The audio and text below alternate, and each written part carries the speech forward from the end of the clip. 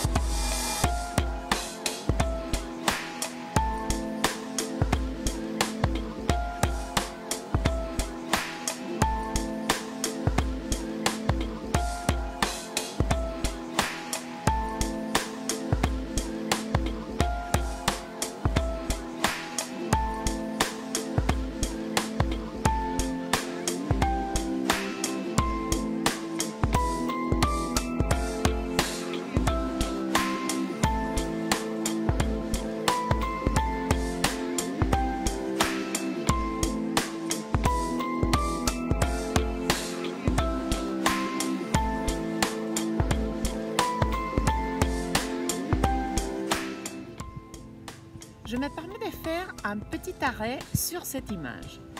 Alors, à différence des toutes premières qu'on a vues, celle-ci, elle a peut-être été prise sur des objets qui étaient déjà disposés de cette manière-là. Alors, dans ces cas-là, on parle plutôt du ready-made. Ready-made, c'est deux mots en anglais qui veulent dire ready, c'est prêt, made, c'est fait, donc c'est prêt et fait. Ça veut dire que c'est des objets qui sont déjà tout faits ou des ensembles qui sont déjà tout faits. Alors, je vous parle de ce type d'œuvre et je pense tout de suite, il y a une œuvre qui me vient à l'esprit, c'est celle-ci. C'est une œuvre très connue, vous allez me dire oui, on la connaît très bien, surtout les garçons. Mais en fait, c'est une œuvre très connue qui s'appelle La Fontaine, faite par Marcel Duchamp. Alors, en effet, lui, il a pris un urinoir qu'il a transformé en le posant simplement d'une autre manière et en le mettant en titre. Et il a même signé d'un autre nom que le sien. Il a mis A.H. Mutt, comme si c'était l'auteur de cette œuvre. Alors, ready-made, il y en a quelques-uns dans les travaux que j'ai reçus cette semaine.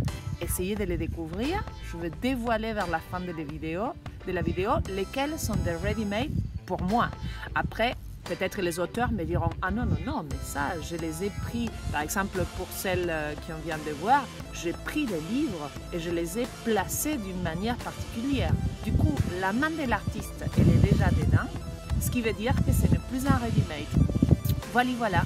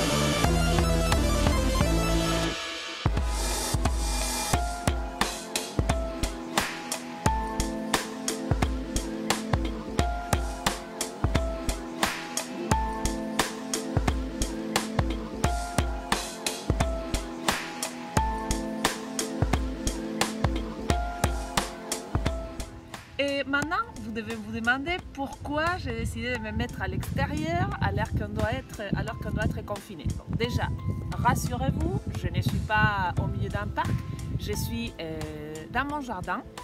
Et si je viens dehors, c'est parce qu'on va faire un voyage dans les temps vers l'époque du Paléolithique. Alors, c'était quoi les Paléolithiques? C'était cette époque des hommes que des fois on appelle préhistoriques. Bien sûr, c'est des hommes et des femmes. Hein. Quand j'ai dit des hommes, on comprend l'humanité. Et eux, ils s'est trouvés dehors, comme nous. Mais en fait, c'est les premiers êtres humains qui ont eu cette idée de faire de l'art. Alors, bien sûr, comme ils s'est trouvés dehors, ils ne pouvaient pas avoir des tubes de peinture ou des pinceaux achetés en magasin. Et du coup, ils faisaient avec ce qu'ils avaient. Donc, ils avaient du bois, okay, et ils avaient découvert le feu à un certain moment qui leur permettait de cuire les aliments. Et pour certains de mes élèves qui l'ont vu avec moi, une fois qu'on brûle le bois, on obtient des petits bouts de charbon. Okay, comme ça, regardez, j'ai trouvé même un qui ressemble carrément à un fusain acheté dans les commerces, mais qui en fait c'est une brindille qui a été brûlée. Et ils avaient aussi des végétaux. Là, j'ai un bout de lierre. Okay. Et ces bouts de lierre pouvaient permettre de faire des espèces de purées, si on veut, et les transformer dans des couleurs. Donc, bien évidemment, pour faire de la peinture, ils n'avaient pas des papiers comme nous, on dispose en ce moment. Et ils avaient des murs de grottes. Okay. Donc, j'ai trouvé un mur des grottes dans mon jardin. Et du coup, on va faire des expériences.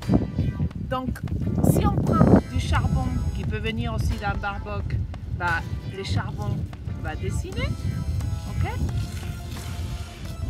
Et aussi, il va me rentrer dans l'œil. Ok. Donc, j'ai trouvé cette pierre qui en fait c'est un brick. C'est une pierre plus orange, mais elle est issue des terres naturelles. Elle va aussi dessiner dans une autre couleur. Si je frotte mes yeux, je vais peut-être enlever la... non, c'est pas vrai. Si je frotte la feuille, peut-être je vais obtenir une autre couleur, peut-être pas. Est-ce que ça se voit? Oui, un petit peu.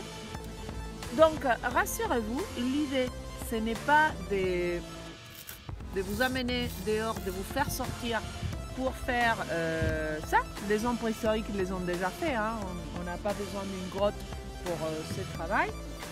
Ce que j'ai décidé de faire aujourd'hui ensemble, c'est d'imaginer des peintures avec ce qu'on a dans la cuisine, par exemple.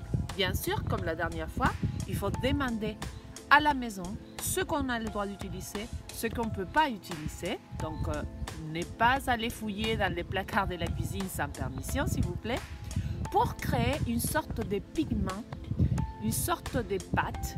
Et après, vous n'allez pas seulement me passer vos travaux, sinon que j'aimerais connaître les recettes.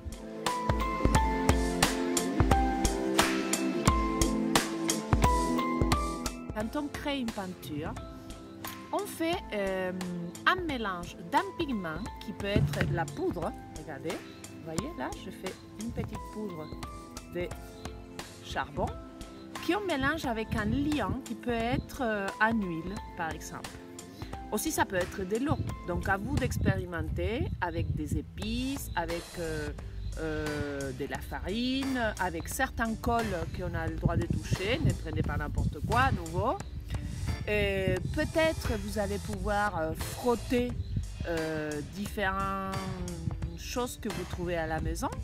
Donc voilà, je vais avoir vos idées pour ce deuxième travail. Il y aura à la fin de la vidéo une petite résumé de ce que vous devez faire. Mais déjà, je vous embrasse. Je suis vraiment très contente de ces partages qu'on a ensemble. Et bah, je pense qu'on se voit dans une prochaine vidéo. Ok? Au revoir.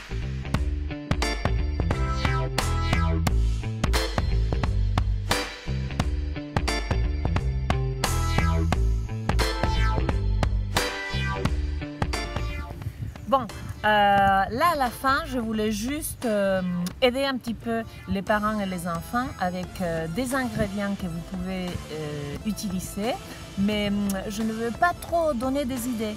Donc du coup, pensez surtout à des petites poudres comestibles colorées, certaines sucrées, certaines servent à faire des petites boissons chaudes. Aussi, il y a tous les épices. Des currys. Attention à ce qui peut être, à ceux qui peuvent être allergiques ou à ce qui peut piquer les yeux. Vous avez vu tout à l'heure quand je me suis pris la poudre des fusains dans les yeux, ça fait mal. Donc pensez à tout ça. Puis après, on a des choses comestibles comme des fruits et des légumes. On n'est pas à un moment de gâcher des légumes, donc pensez plutôt aux pots de légumes, à des choses que vous n'allez pas utiliser. Mais bon, je vous laisse imaginer. Je suis sûre qu'on va avoir plein de recettes étonnantes.